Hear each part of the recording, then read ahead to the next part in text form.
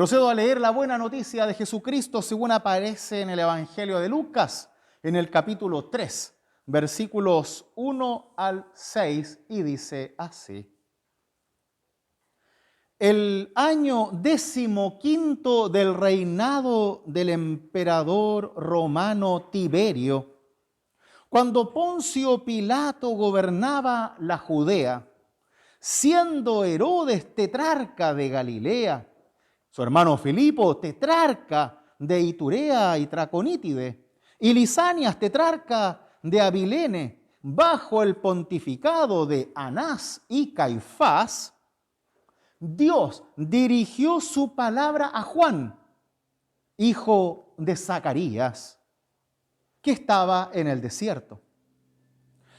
Juan comenzó entonces a recorrer toda la región del río Jordán, anunciando un bautismo de conversión para el perdón de los pecados, como está escrito en el libro del profeta Isaías.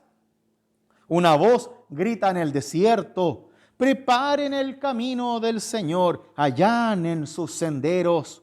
Los valles serán rellenados y las montañas y las colinas serán aplanadas. Serán enderezados los senderos torcidos y nivelados los caminos disparejos.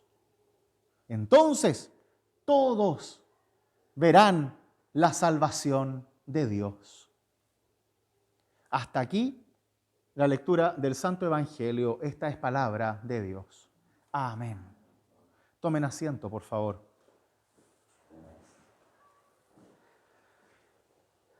Gracia y paz de nuestro Señor Jesús sean con cada uno y cada una de ustedes. ¿Cuántos nombres acabamos de escuchar? Muchos que me imagino uno queda medio colgado, ¿no? Filipo, Lisanias, ya al menos Pilato, Tiberio, Herodes, uno más o menos ya los conoce, ¿no es cierto? Y luego, entre tanto nombre de persona poderosa, influyente, tanto en lo político como en lo religioso, ya que también menciona a los sumos pontífices Anás y Caifás, ¿no? Grandes influyentes políticos religiosos del judaísmo, como sumo sacerdote. Aparece de pronto Juan Bautista, ¿no? Hijo del sacerdote Zacarías, como vimos la semana pasada. Parece ser como una especie de batalla injusta, porque si comparamos estos personajes, tenemos por un lado a personas poderosas, influyentes, que hablan desde palacios, desde sus privilegios y sus comodidades, o hablan desde templos grandes con el apoyo del Dios en el cual creen o que al menos tienen comprado para que sea todo lo que ellos necesitan, tanto romanos como judíos, ¿no? Y Juan, por otro lado, recibe la llamada de Dios en el desierto y se pone a predicar nomás, sin palacio, sin templo, sin poder, sin influencia política ni religiosa. Simplemente hace lo que tiene que hacer. Cumple con lo que Dios le pide. Y ahí tenemos una gran diferencia con esta larga lista de políticos y también religiosos. Y es que cada uno en general está protegiendo su propio ministerio, su propia comodidad, sus propios privilegios y sobre todo su propio poder. Recordemos que en este tiempo, y como se ha hecho siempre, los políticos siempre se han matado entre ellos, ¿no? ¿Para qué? Para mantener su poder o quitarle el poder al otro. En este caso, Juan no va a luchar contra los sacerdotes del templo de su propia religión judía, ¿no? Sino que simplemente recibe el llamado de Dios y lo atiende, va al desierto y empieza a predicar aquello que Dios le dijo. No se preocupa de su seguridad personal, no se preocupa qué va a comer. Ya sabemos por los otros textos que nos hablan de Juan, que él comía langostas y miel silvestre, que se vestía apenas con un poquito de camello, ahí de pelos de camello, el cinturón que tenía, etcétera, una sabanita encima y nada más. ¿Por qué? Porque él, una vez que encuentra a Dios, ya no necesita nada más. Ya lo tiene todo. Y por eso puede ir libre a predicar, a anunciar algo que ni siquiera trata de él, sino que de Jesús que viene en camino. No es solo que Juan Bautista no tiene poder, ni tiene verdadera influencia política, ni tampoco tiene ni un palacio ni un templo, sino que tampoco habla de él mismo, sino que habla siempre de Jesús. Porque su trabajo es que las personas vean a Jesús, entiendan a Jesús y se preparen especialmente para su venida. Por eso no es casual esta comparación con los poderosos, ¿o no? En donde de alguna manera este Juan aparece pequeñito caminando por el desierto alrededor del río Jordán, mientras que los otros ya por los puros nombres deberían hacernos temblar, o al menos eso sucedía en aquel entonces. Recordemos que estos son los mismos que luego asesinan a Jesús, los mismos. Y también a Juan. Comodidad versus movimiento.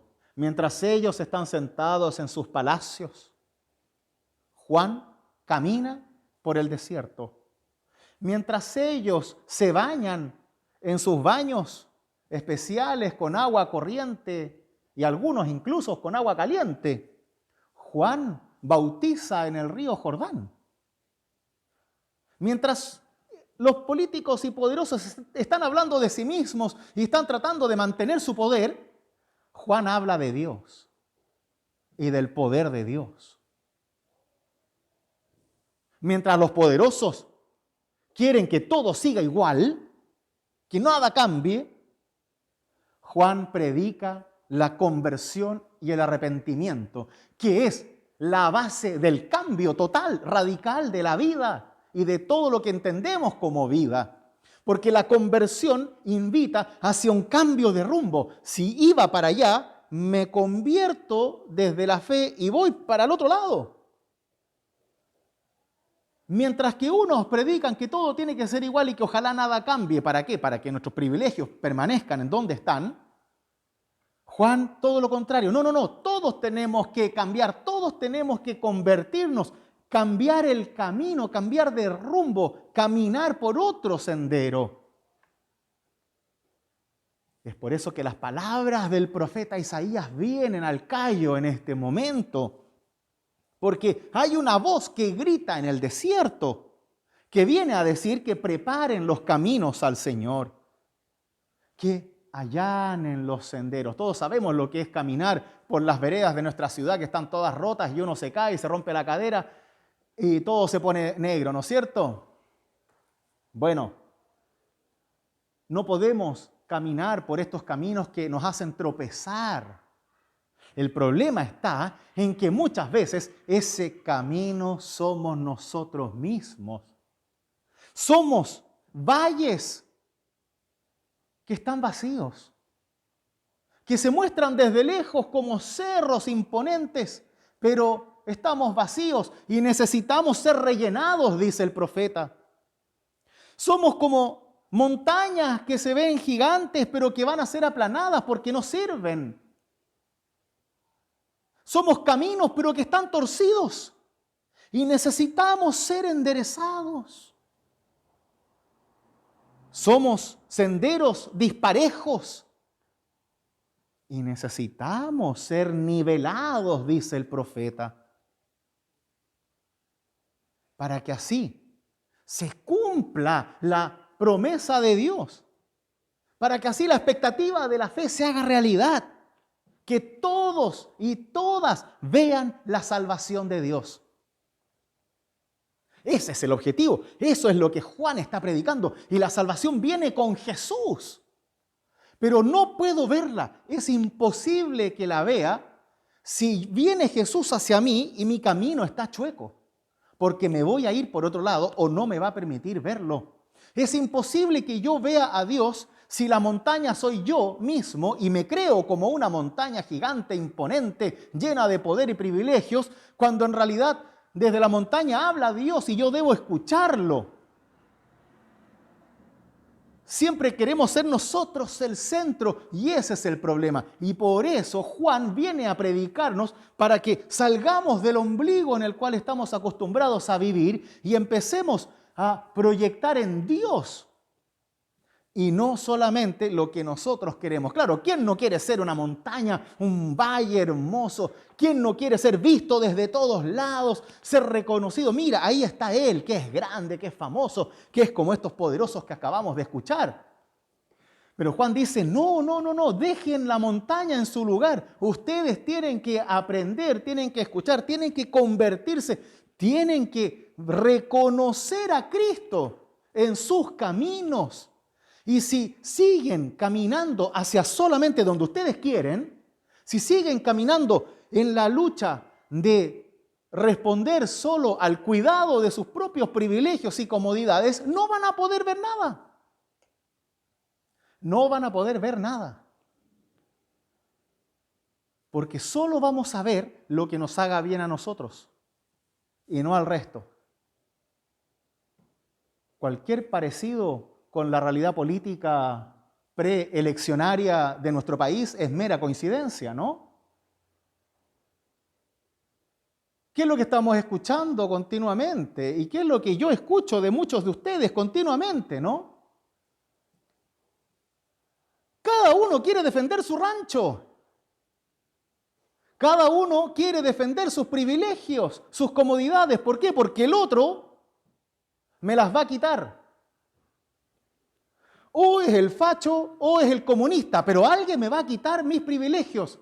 Y cada uno va a votar no tanto por el bien común, sino por lo que yo pienso que me hace menos daño a mí, por lo que yo tengo.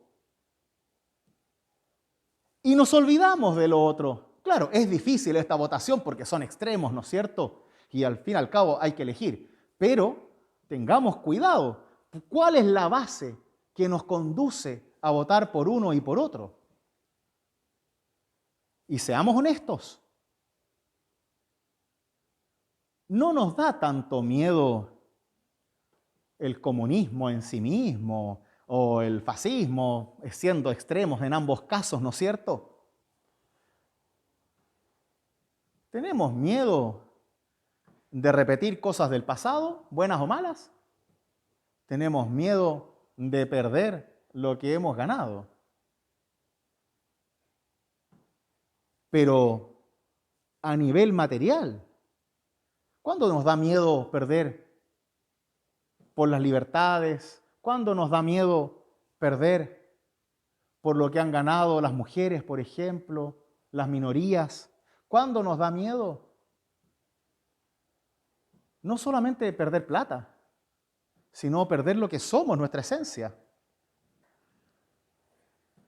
Y eso requiere un pensamiento. A mí no me gusta ninguno de los dos, como a muchos de ustedes, pero tenemos que aprender desde la fe a ver qué es lo que podemos transar y qué no, porque ambos extremos son peligrosos. Pero ¿qué es lo que no podemos transar?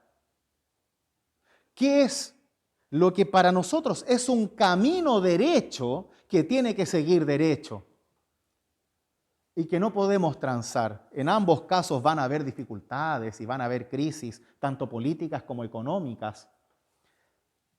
Pero ¿cuál es mi base? ¿Qué es lo que no estoy dispuesto a soportar o por lo cual votar, por lo cual participar como creyente y como ciudadano? Porque acordémonos que nosotros somos ciudadanos y tenemos que responder a nuestras obligaciones ciudadanas como cristianos en este mundo. No vivimos en el cielo, no, vivimos acá. Y por ende tenemos que hacernos cargo de la política que tenemos nomás. Tenemos que tratar de ser mejores en ese sentido. ¿Cómo enfocamos la conversión? para que no seamos precisamente aquello que el evangelista Lucas nos está presentando. ¿De dónde estamos parados? ¿Dónde estamos predicando? ¿Desde nuestros palacios y templos o también desde la calle, el desierto y el río? ¿Desde dónde estamos votando? ¿Desde la comodidad de nuestro hogar, sin pensar en todo lo que sucede afuera? ¿Estamos votando desde lo que nosotros solo necesitamos o nos hace bien, o desde lo que el país necesita y le hace bien, con los miedos que claramente conlleva ambas votaciones? ¿Cuál es el camino torcido o el sendero llano por el cual tenemos que transitar? No se trata acá de votar por el correcto o el incorrecto, eso lo sabe cada uno. Se trata de que nuestra participación ciudadana se haga no solamente defendiendo nuestros intereses, sino defendiendo nuestro país, buscando un bienestar general, que por supuesto nunca lo vamos a saber, siempre va a ser una apuesta, ¿no? Pero tenemos que hacer el trabajo de pensar más allá de nuestra propia comodidad y de nuestros propios privilegios. Y por eso Juan nos dice, conviértanse. Conviértanse. No voy a decir que si antes eran de derecha, ahora son de izquierda. No se trata de eso. No se trata de ese camino. Conviértanse en su forma de pensar, para que no seamos binarios, solo bueno o malo, blanco y negro, que podamos ver matices y que podamos definir aquello con lo cual no transamos. Y para los luteranos especialmente, si es que hay algo que no podemos transar, es la libertad. Porque si es que hay algo que Dios nos ha dado y nos ha regalado, es precisamente la libertad. Y debemos asegurarnos que el futuro de nuestro país sea libre.